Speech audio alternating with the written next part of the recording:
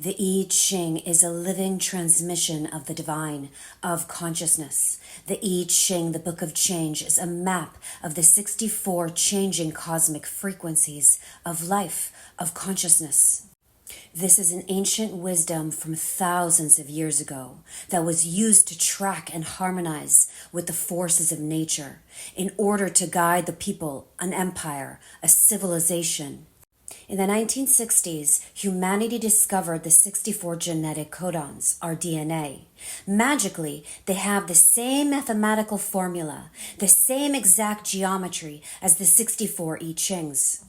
Every 6 days, the sun activates one of these 64 I Ching frequencies, which activates within us a corresponding genetic codon, which stimulates our consciousness, the theme of the life.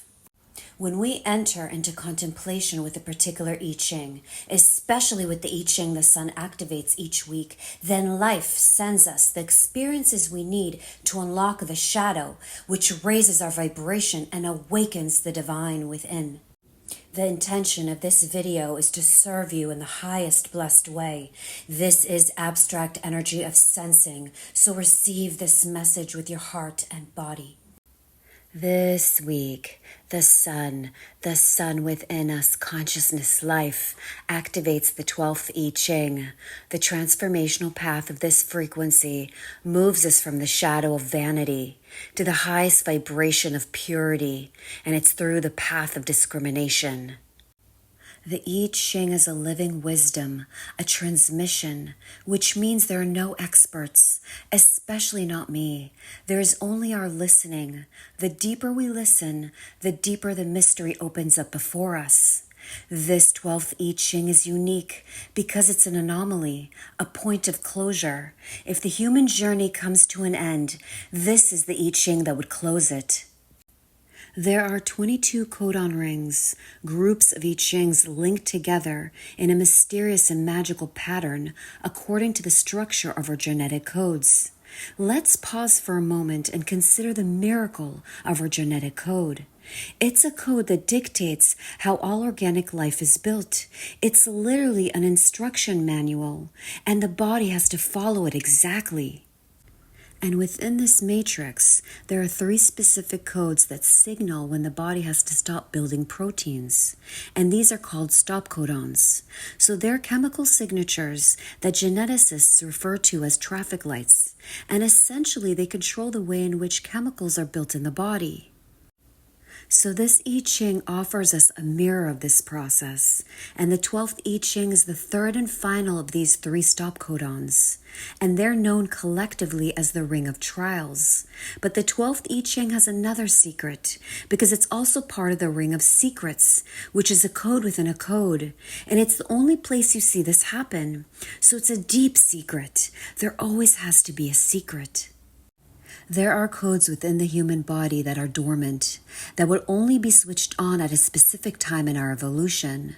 Maybe they're waiting for the conditions to be right. Maybe they awaken through mutation or higher frequency. The point is, this I Ching conceals something. It holds something vast back. It's like a dam which holds back this great ocean waiting to break through. So let's dive deeper and see how we can make this transformational journey practical. So at the shadow frequency, the essence of the shadow of vanity is really the dilemma of aloneness. It's the dilemma of being alone on one hand and the dilemma of wanting to belong or be a part of something and others on the other hand. So it's the balance between our relationships and our aloneness. This is our dilemma, especially if you have this 12th I Ching in your energetic design. So it's all about how we deal with relationships. On a collective level, the 12th shadow is deeply profound because it all hinges on a single deep unconscious fear. And that fear is the fear that another person can take away our freedom or our independence in some way.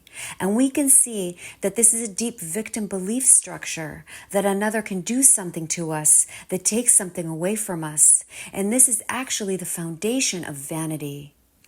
Vanity is the belief, the false belief that we actually exist as an individual. And that may sound funny or mystical, but actually the truth is, from the view of the heart, or at least the purity of the city, there's only one being here.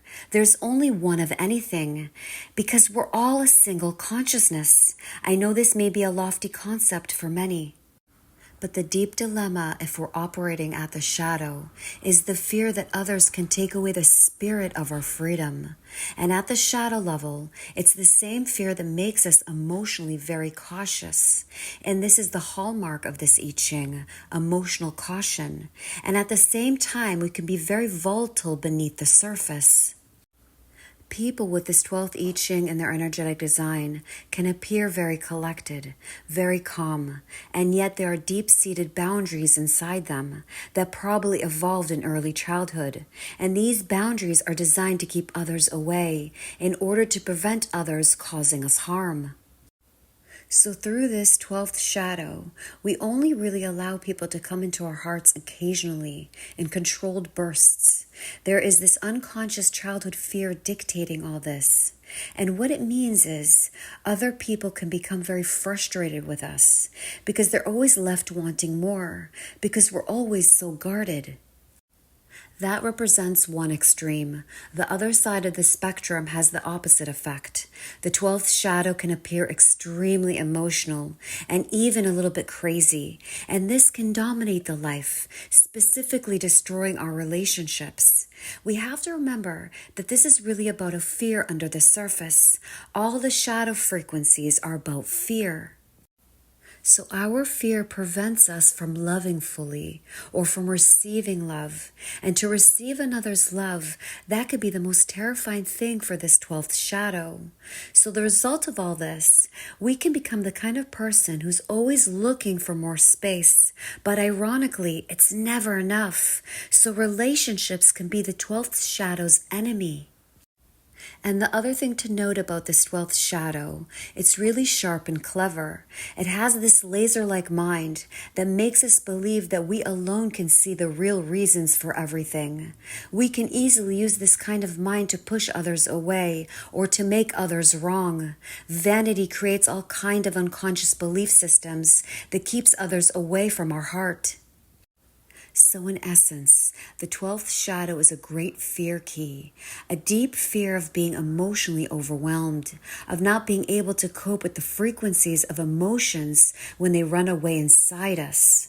So the 12th shadow can very much be a person that is really holding it all together on the surface, but underneath there's a deep, open, loving being who doesn't want to admit it, what is really there underneath. The 12th gift, the way to alchemize the shadow and raise the vibration, discrimination. At the gift level, this is the transformational way of discrimination. And the gift level is always about genius. The essence of discrimination is about being able to discriminate between behavior that is coming from the heart and behavior that's coming from the mind. So it's about balancing emotion and mind. And when I say heart here, I don't mean emotions. I'm referring to soul, to spirit, something beyond emotions. I'm referring to emotions once they've been refined and purified. You see, the real genius of the 12th gift is about refinement. Our life is a gradual and constant refinement. And we have to learn to use our gift of discrimination, not just on others and the world, but on ourselves. At the shadow level, we use the same gift on others to keep them away. But now at the gift, we turn it upon ourselves. It's quite a turning point. Because when we look at ourselves with utter honesty, then it allows us to see where we're holding back from others out of fear. And that fear is there in all human beings. It's the vanity of our separateness. So this gift is a breakthrough gift. We use that laser-like honesty to break down our own self-imposed mental boundaries. And then we experience an opening. And it doesn't have to be all at once. It's often a gradual process, but it begins to reprint us. The emotions that we feared would be so overwhelming are actually really aren't. They rise up and then they fall back like a wave. And then we begin to remember what love feels like.